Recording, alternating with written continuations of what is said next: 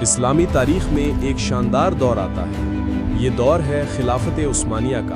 خلافت عثمانیہ 600 سال تک قائم رہی۔ اس کا آغاز 1299 میں عثمان غازی نے کیا۔ انہی کے نام پر اسے عثمانی سلطنت کہا گیا۔ یہ سلطنت ایشیا، یورپ اور افریقہ تک پھیل گئی۔ 1453 میں سلطان محمد فاتح نے قسطنطنیہ فتح کیا۔ قسطنطنیہ آج استنبول کے نام سے مشہور ہے۔ یہ واقعہ اسلامی تاریخ کا عظیم موڑ تھا۔ 16ویں صدی میں سلطان سلیمان قانونی کا دور آیا۔ ان کے زمانے میں سلطنت اپنی طاقت کی انتہا پر تھی۔ فوجی طاقت کے ساتھ ساتھ علم اور فنون بھی ترقی یافتہ تھے۔ عظیم مساجد اور شاندار عمارتیں تعمیر کی گئیں۔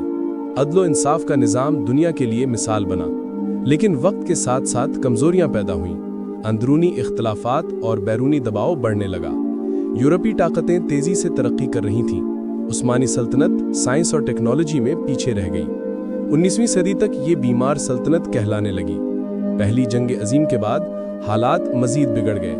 1924 میں مصطفیٰ کمال نے خلافت ختم کر دی۔